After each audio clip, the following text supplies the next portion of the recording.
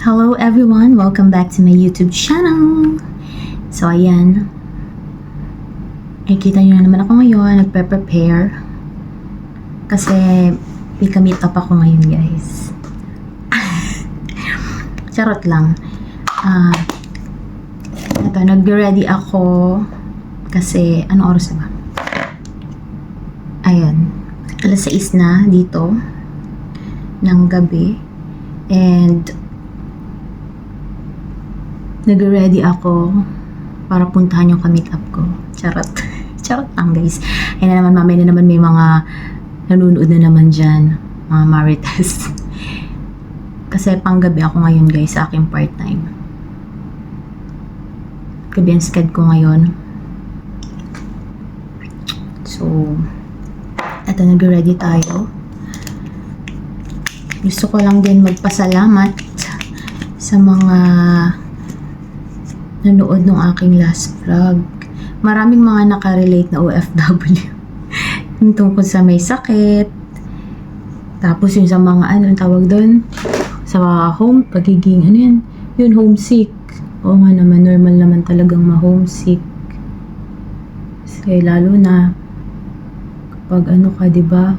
Nasanay kang nasa piling ng iyong family and then suddenly biglang ayan, nasa malayo ka na, lalo sa may mga anak dyan, diba? Ang hirap, pero carry naman. Sa umpisa lang naman ang homesick, diba? Tapos yung mga nakarelate pa na, ano nga yun? Na, ang tawag doon? Doon sa loading ako.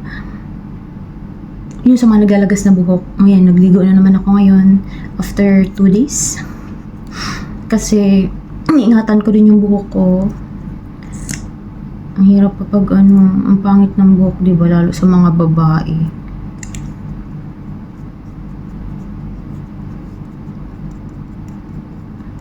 Kung napapansin nyo, hindi ako nakapagsuot na ng mga ano, ng mga sando-sando or anything. Laging naka-t-shirt o kaya long sleeve o kaya mga formal na damit na nung lagi kasi di ba bawal.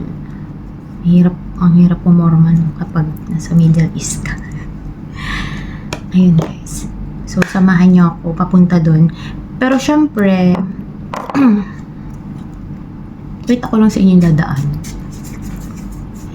Sa may mga gusto dyan mag-suggest kung ano yung magandang next content ko. Suggest kayo. Ano yung pwede ko next ni content. Diba? Yung maiba naman.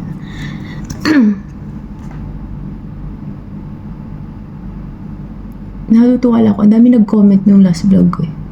Daming positive and mga nakarelate talaga. Nakakatuwa.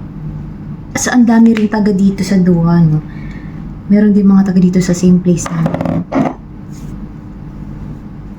Malay mo, makasalubong ko kayo somewhere dyan. Pag nasa labas ako. After nung, nung part-time ko dito, try kong lumabas. Dyan sa town center, puntahan ko kayo. Punta kaya ako, kasi hindi naman ako lumalabas talaga. Parang gusto ko lang. Kasi, I'm feeling better na. Ngayon, gumaling-galing na ako.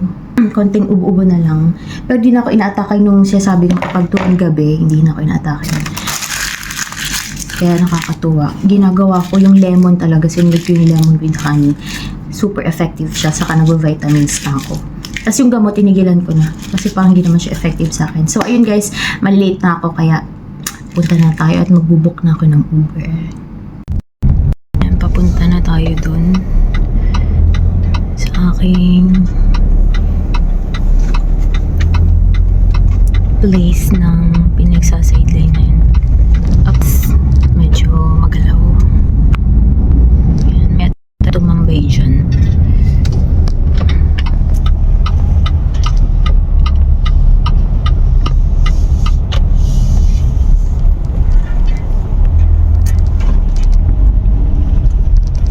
Galaw na.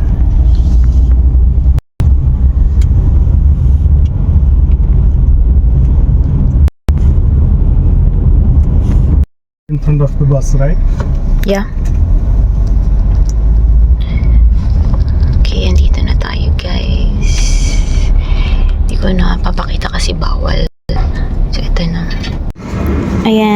Meron tayo agad snack. So yummy. Ayan guys. Bale, nakauwi na ako ng bahay. Maaga akong umuwi ngayon. Kasi, yon may nangyari hindi maganda tonight sa Doha. Grabe, first time sa buhay ko. Mga around 7 or 7:30 ng gabi dito sa Qatar. Ramdam siya kahit sa lupa. Yung sahig ng bahay. Sabi, kabak until now. Pero, buti na lang ay everything's fine. Hindi pa ako nakakapag-dinner. Lalabas rin ako. Buti ngayon medyo kalmado naman na. Labas parang bili ng food.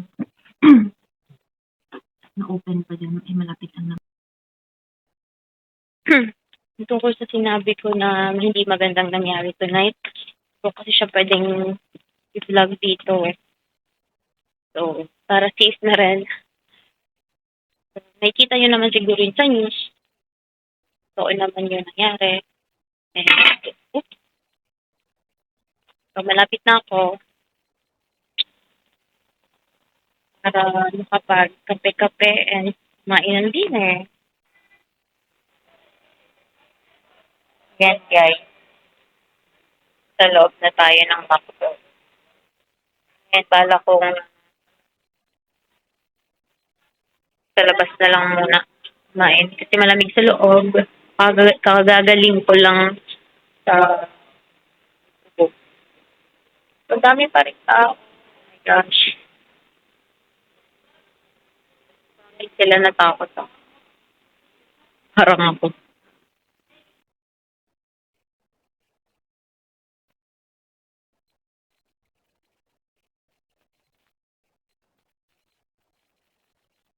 Okay, ayan guys. At naka-order na tayo. Magmumukbang tayo tonight. Tawa-tawa pa ako eh. Mumukbang tayo tonight kasi medyo nakaka-stress tong gabing to. And ito yung pangalawang kain ko pa today. So ayan. Mula na natin ang ating mukbang.